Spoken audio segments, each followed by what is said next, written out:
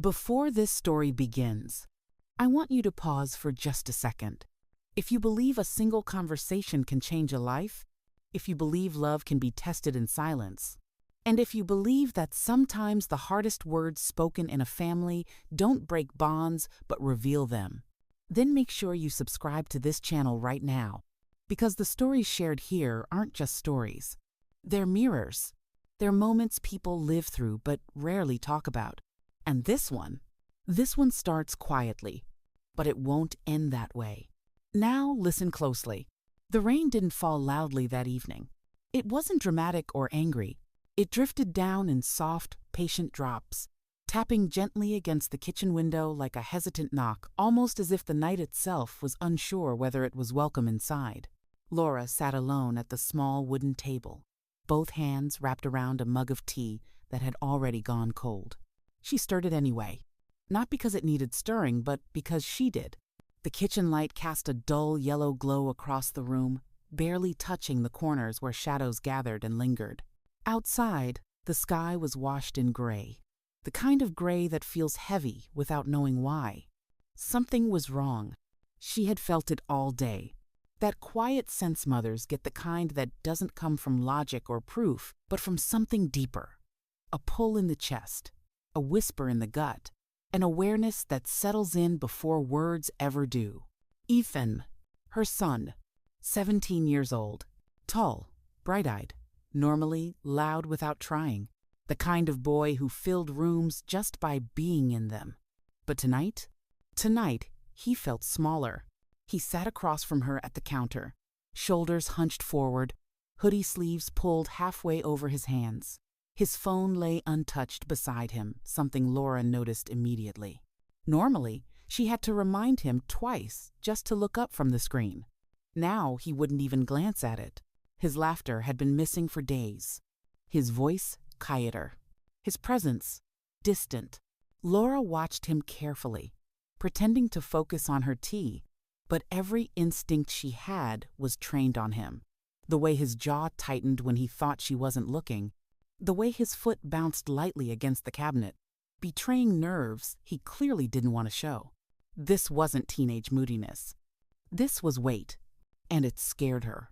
Minutes passed in silence, the kind of silence that grows heavier the longer it stays. Finally, "Mom!" His voice cracked through the quiet, like fragile glass. Laura looked up instantly. "Yes, sweetheart?" Ethan swallowed. His eyes stayed fixed on the floor, fingers gripping the edge of his sleeve, as if letting go might cause everything he was holding inside to spill out all at once. Can I talk to you about something?" Laura didn't answer right away. She set her mug down slowly, afraid that if she moved too fast, she might scare the moment away. Then she stood, walked over, and knelt beside his chair, so they were at eye level. Her voice was soft, steady, safe. "Of course you can. Whatever it is, I'm here." She reached out, brushing a loose strand of hair away from his forehead, her thumb lingering there just a second longer than necessary. He didn't look at her. Instead, he stared at the floor, as if it held answers he couldn't find anywhere else. Seconds stretched. Then, "I think," his voice wavered.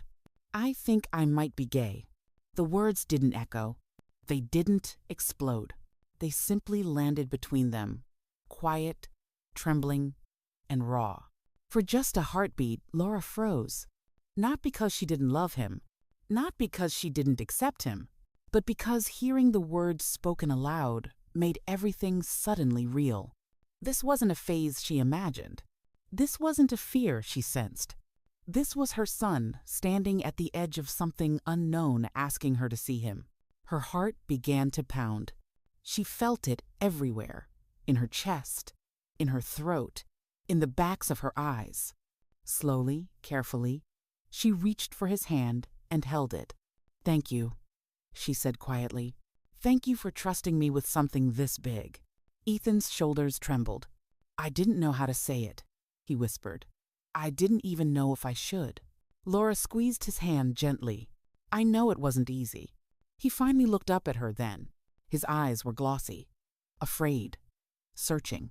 "I don't even know who I am anymore, Mom," he admitted. "I feel like everything I thought about myself is suddenly different. And I'm scared." The words came faster now, spilling out like water breaking through a dam. "I'm scared people will judge me. I'm scared I won't fit in. I'm scared I'll lose my friends. I'm scared I'll disappoint you." That one hit her hardest. Laura didn't hesitate. She pulled him into her arms and held him tightly as he buried his face into her shoulder. She felt his breath hitch, felt the quiet sob he tried to hide. "You could never disappoint me," she whispered firmly. "Never." She held him there as the rain continued its gentle rhythm against the window, each drop echoing the steady beat of her heart. "You don't have to face this alone," she continued. "We'll figure it out together, step by step." Ethan clung to her like a child again, and for a moment, she felt the full weight of motherhood crash over her. The fierce love, the protectiveness, the fear of a world that can be unkind to those who are vulnerable. She knew what he didn't yet, that loving someone doesn't protect them from pain, but standing beside them gives them a fighting chance. They stayed like that for a long time. No words. Just rain. Just breathing. Eventually, Ethan pulled back slightly, wiping his eyes with his sleeve. "Really?" he asked softly. You're okay with me?" Laura smiled, though her eyes burned. "You're still you," she said. "The same boy I've always loved. This doesn't change that." A fragile smile tugged at his lips. "You don't have to have everything figured out right now," she added. "No one expects that. All I ask is that you're honest with yourself and with me." He nodded slowly, and for the first time in days, Laura saw something shift inside him. Relief. That night, after Ethan went to his room, Laura stood alone at the sink, staring out at the rain-soaked streetlights. Her reflection looked tired but determined. This was only the beginning. She knew the road ahead wouldn't be easy, but she also knew one thing with absolute certainty. Her son would never walk it alone. The next morning arrived quietly. The storm had passed sometime during the night, leaving the world washed clean and strangely calm. Pale sunlight filtered through thinning clouds, spilling gently across the kitchen floor. Everything looked the same, but Laura knew nothing really was. She watched Ethan from across the table as he pushed cereal around his bowl, barely eating. His movements were slow, thoughtful, like someone walking through unfamiliar territory. "Hey," she said softly, "how about we go for a walk today? Just you and me?" Ethan hesitated, then nodded. The park wasn't far from their house. As they walked side by side, fallen leaves crunched beneath their feet, the sound oddly loud in the morning quiet. Other families passed them laughing, children, couples holding hands, joggers with headphones in. Ethan kept his hands buried in his pockets. Laura noticed everything. The tension in his shoulders, the way his eyes stayed down, the weight he was carrying again. Finally, he spoke. "Mom, what if I'm wrong?" She slowed her steps. "Wrong about what?" "About all of it," he said. "What if I'm just confused? What if I say something and then realize later I didn't mean it? What if I mess everything up?" Laura stopped walking and turned to face him. She placed both hands gently on his arms. "Ethan," she said calmly, "being unsure doesn't mean you're wrong. It means you're human." He looked at her, eyes filled with doubt. "You don't need a label right now," she continued. "You don't need to explain yourself to anyone. You're allowed to take time to understand your own heart." He exhaled slowly, like he'd been holding his breath for days. They reached a bench beneath a large oak tree and sat down together. Leaves rustled above them. Somewhere nearby, children laughed. Laura pulled out her phone. She showed him stories, videos, articles, interviews. Young people his age who had felt lost, afraid, unsure. People who had struggled and still found peace.